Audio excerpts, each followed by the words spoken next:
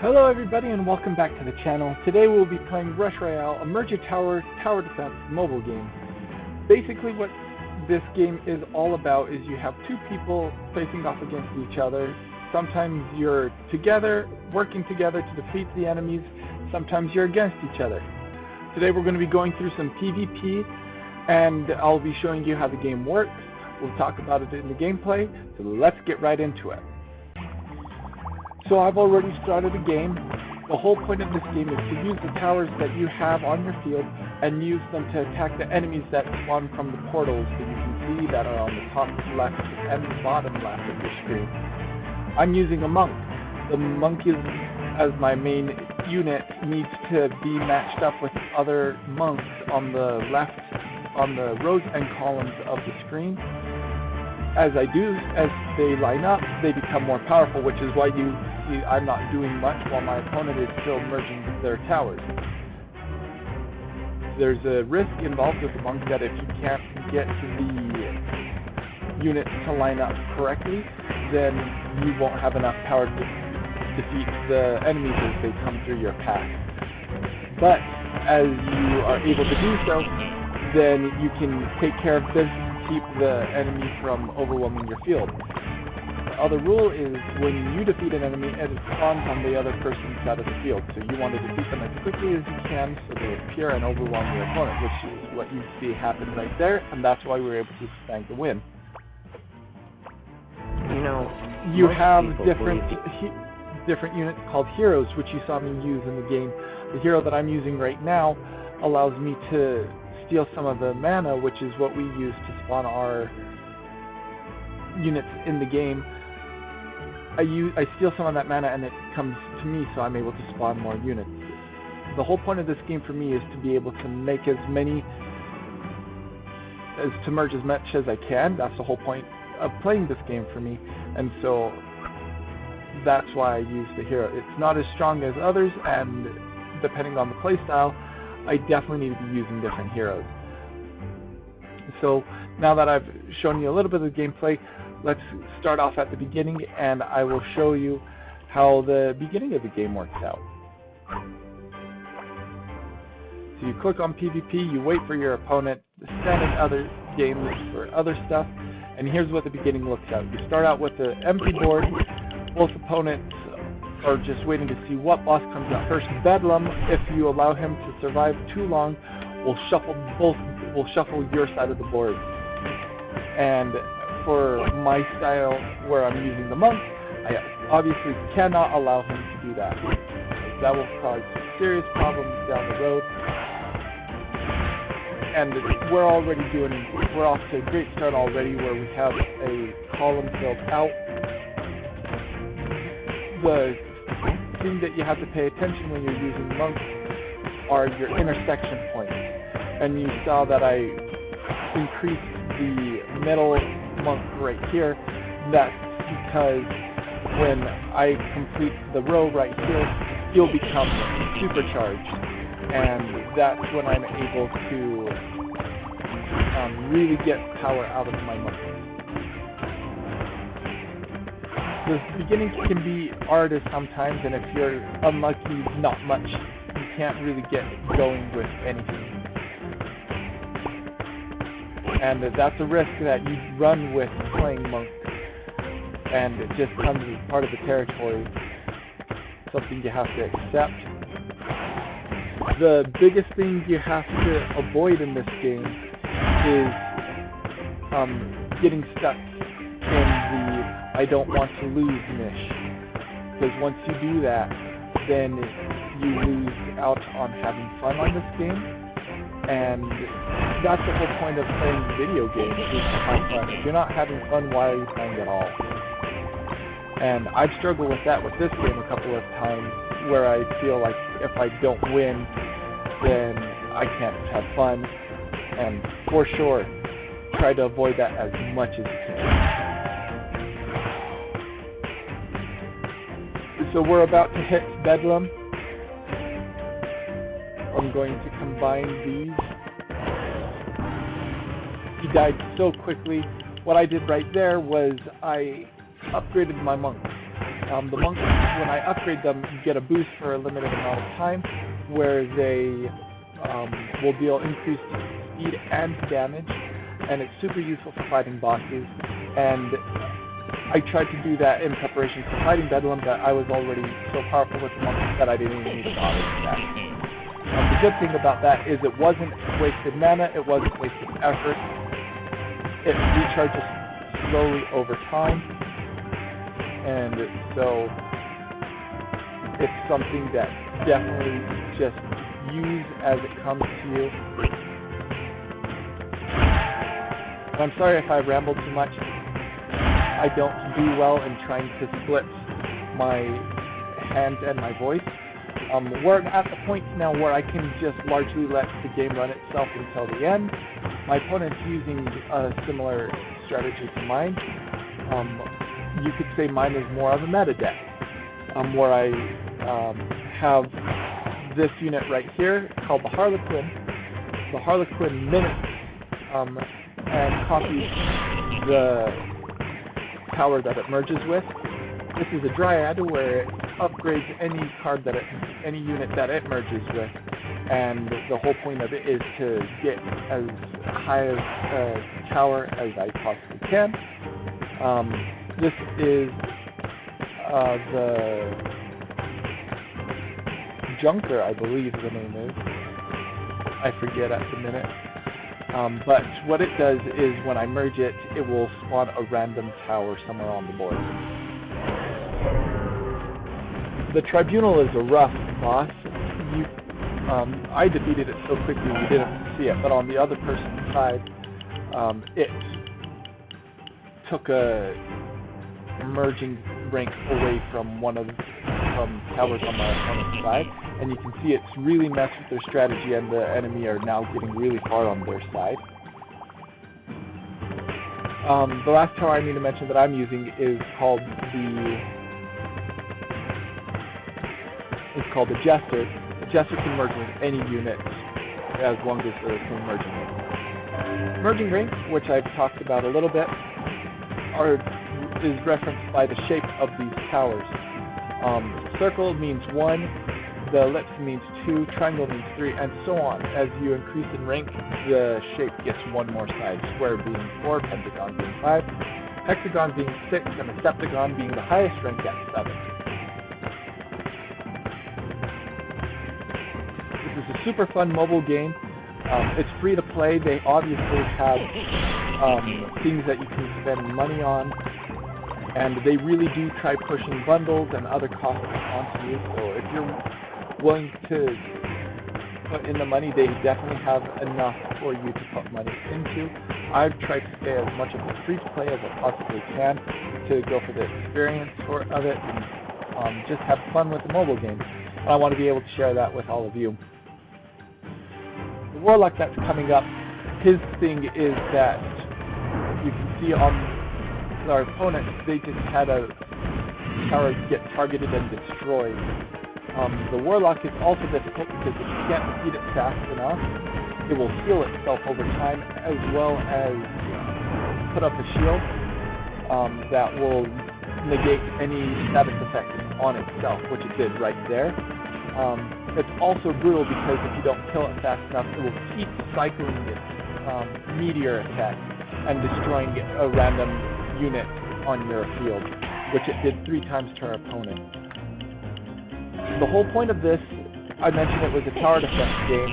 The thing that you're defending is a gate right here, a gate up here for your opponent. Every time a regular enemy reaches the gate, you lose 1 life. Bosses cost 2 lives, and every once in a while you get a larger enemy called a mini-boss, which is this purple boss right here, and that will also remove 2 lives from your gate. And so the whole point is just to outlast the other person. You can retreat right here. Also, if you disconnect 3 times, the other person's going to win as well. It's a super fun game. They have tons of different modes. They have a co-op mode that you can play with some random people. If you're in a clan, you can play with a clan, a friend. And right there, we just got the victory. Let's go. The game also has plenty of opportunities to watch ads to give yourself bonus, and that's what I'm doing in between matches right here. I don't share my screen with the ads, and so you guys don't have to suffer through the ads like I do. You're welcome. But they provide plenty of opportunity for you to progress. It's a great time, lots of quests. You really feel like you progress along as you play the game. And I've never really felt that I've reached a point of hindrance. The top players are absolutely insane. You're able to watch some top tier games played by the people at the top of the leaderboards. They have quests for you to do, quests of different types, whether they be for the entire season, which lasts a month, a progression system quest, and daily quests, and so you always have something that you're working towards. They have different ways for you to collect things, which I'm going through quickly right now. You might not be interested in it, but I'm a little horde monkey. They also have weekly faction buffs, which right here is shown. They mean different things. In this case, when I use this particular faction, then a unit is spawned on the other side. This is how many tokens, towers there are in the game. There are a lot of them, with plenty more. The whole point of this game is to get as many legendaries as you can. They are the driving force of this game and can be really hard to get, and especially the ones that you want to get. I feel like I have bad luck when I get them, but I'm sure everybody feels that way. I got the monk recently, right here, along with the demon hunter, I believe, right here. They're both great cards. I love playing with the monk. It matches my style because you have to merge so much to be able to get the tokens that you need. I mentioned the heroes. Here's the hero page. You have your hero right here. You can equip different items that will allow you to hinder the other person as well as increase your own rank. Here's the list of heroes. We just got a new hero right here, Bestie right here, along with the mermaid.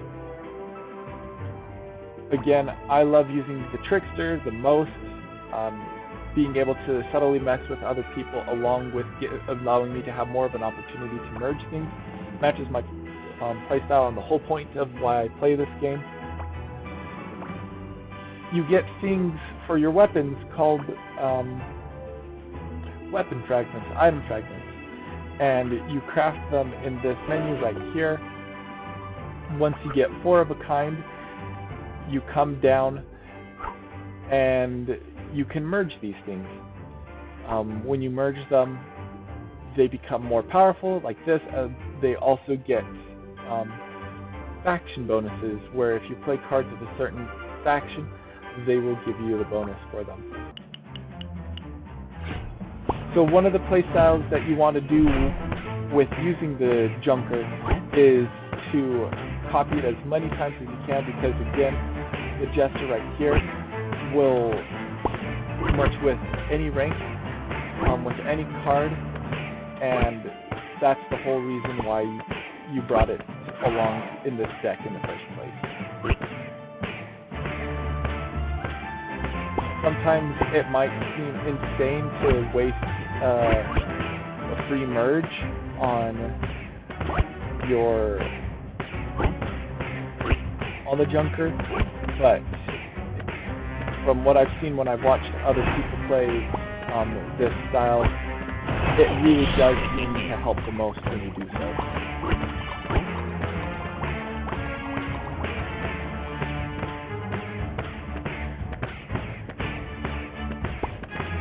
In this case, I believe we're going to want to see this.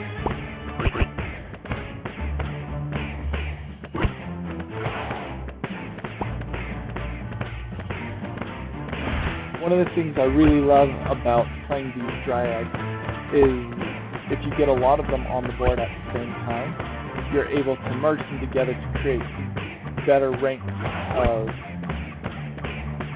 units from them.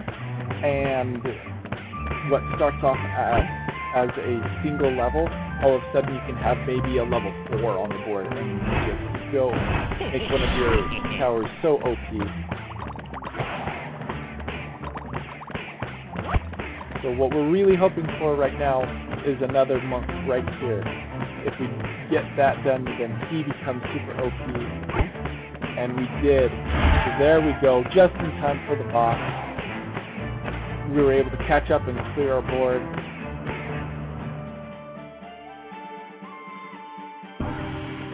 Again, you want to kill the tribunal as fast as you can. It takes about 2 seconds to get for him to engage his ability that will just wipe your unit's power.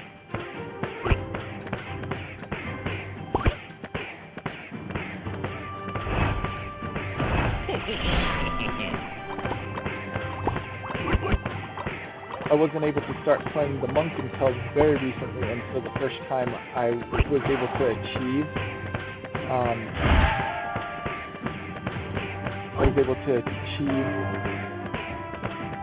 getting the tribunal killed before he engaged his ability was shocking to me. I had never seen it before, and I didn't even know it was possible. This is what I'm talking about, where you take these and you just make one of your towers so OP.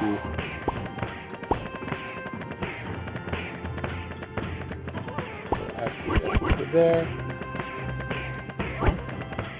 we want to get this tower OP again. That's what we did there. We'll start adding more power into the middle. And at this point right here, usually you are fine if you can get most of the board full of monks like this. You can usually take care of business and then just sit back and relax. The Demon Hunter is a very difficult meta to play against because you never know if your opponent's going to be able to catch up. The Demon Hunter increases its power as there are more merge ranks on the board. And so if the game goes on too long, it becomes a force to be reckoned with. We got lucky right there where the Warlock destroyed one of his higher towers. And so you just have to watch out with the Demon Hunter because you never know if they're going to be able to catch up to you. And at that point, it's a lost cause. So yeah, at this point, we're just going to sit through and watch the game happen. I suppose I could go up and upgrade this guy since he's going to be sitting there for a little bit. But I've gotten really lucky these past couple of games that I've been sharing with you. He's already given up. He realizes that I have my winning condition and the Warlock just totally knows his. He's not going down without a fight, for which I commend him for. But you can see he's just started to get overwhelmed with everything. I'll just give it an upgrade to be cheeky.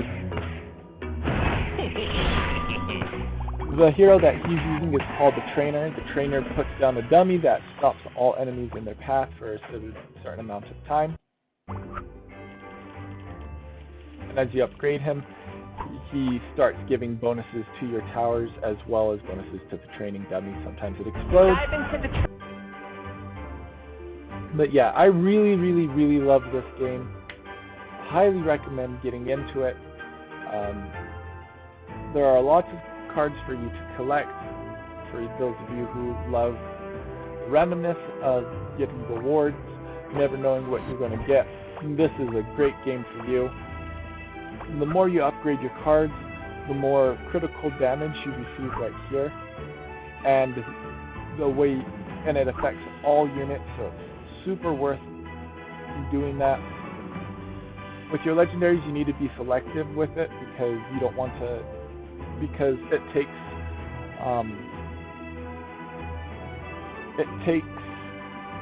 what are called magic crystals to upgrade them, which you can see right here, and the only way you can get them is by sacrificing other legendary cards. And so if you have a legendary card that you really care about, just focus on getting that card and sacrificing everything else to give you the magic crystals needed to be able to keep upgrading it. Alright, here we go. We're playing up against another trickster, which always causes problems. The tricksters I go up against are usually higher level than me, and so they're able to use their abilities more often than me, so they always gain more elixir than I do. Every once in a while, for whatever reason, they start off late, and I always get a free hit, and I hate it, because I never seem to win after that.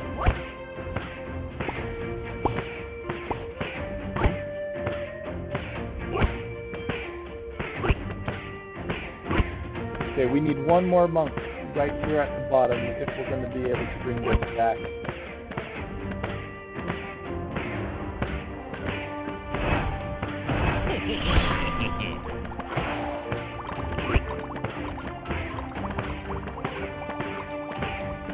The other temptation with using this deck is you want to get rid of this and hopefully get a monk, and so you use a card that isn't meant to be used there, so like a monk right here, like that, and you don't get the card that you want. So, the way we're going to do this, there's no real way of getting around it, so we'll just do this. So this should hopefully get us back into it.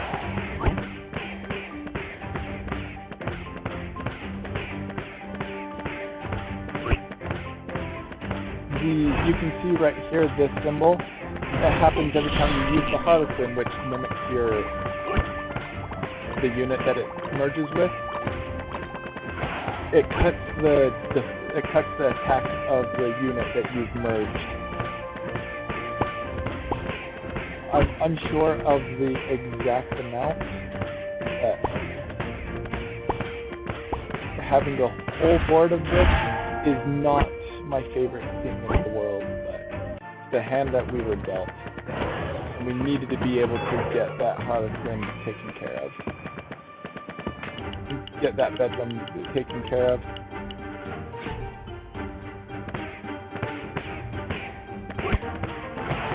The deck our opponent is playing with, the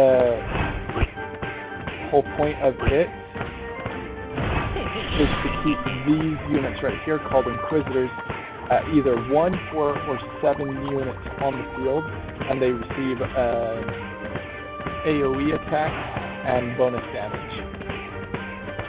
Another really hard to deal with deck. And it's one of the strongest units in the game at the minute.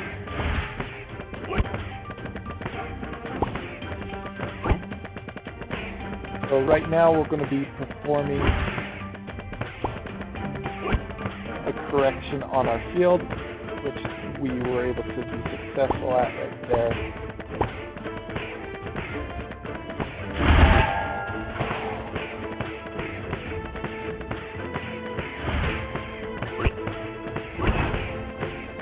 We're just trying to get rid of all of these targets right here.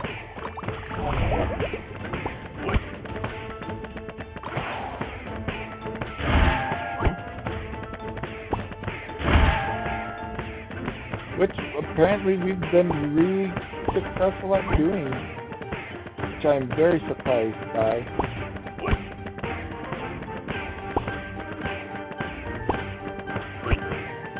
At this point we're getting to the point where I'm going to start leaving the board alone. Oh, we almost lost the unit there, and that would have been very sad. Okay, we're there now. I do this, and at this point we just leave the board alone.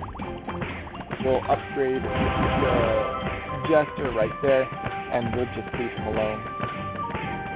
So you can see on this unit a counter right here. This is caused by something called talent, where once you upgrade a card to a certain level, you get the ability to upgrade it further with different styles of abilities called talents.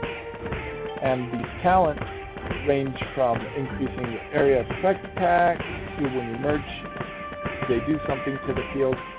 In this case, every time a boss is killed with these units on the field, they will get an increase in damage.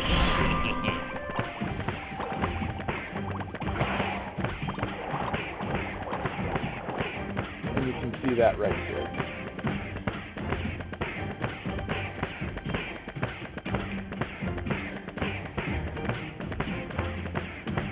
Yeah, again, like in other times, we're just going to let this play out. We've had really good luck where our major merge ranks are all at the double intersection, and that's important. I suppose something I haven't mentioned yet. Merge ranks affect increase in damage along with increase in attack speed, which is why you keep merging things. And especially with the monks at these intersections, it's double, basically. I'm not quite sure their exact amount, but you definitely, when you get your monks at these intersection points along with large ranks, then you're really working forward in business.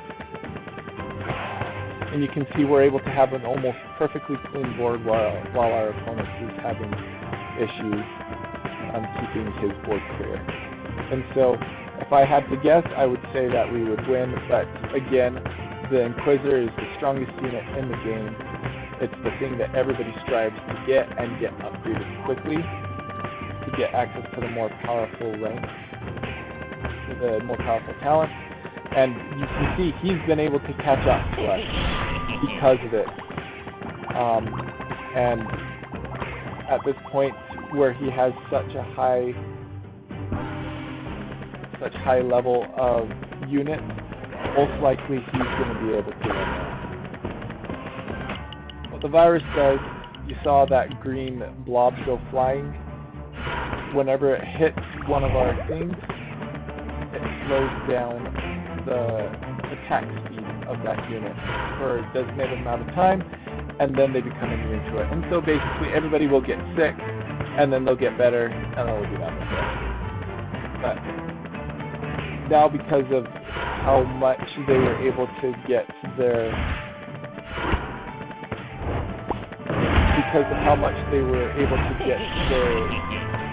Inquisitors up, I don't see us being able to win anymore. So that was unlucky for us. You can't really do much against the Inquisitors once they get that powerful. So there you have it, friends. That was Rush Royale. We're going to be uploading this a little bit more often now. We'll be doing different things. We have clan wars that happen from time to time. We have different events where cool stuff happens. We'll be showcasing those and playing through those. Thank you all so much for watching. If you found this content enjoyable and you also like the other content on the channel, we'll be streaming on twitch.tv/DiegoTodd_98. Come give us a look. We stream from 6 to 8 Mountain Time every day, except for Tuesdays and Sundays. But yes, thank you so much for watching. If you enjoyed the video, please consider subscribing, and I'll see you later. Peace.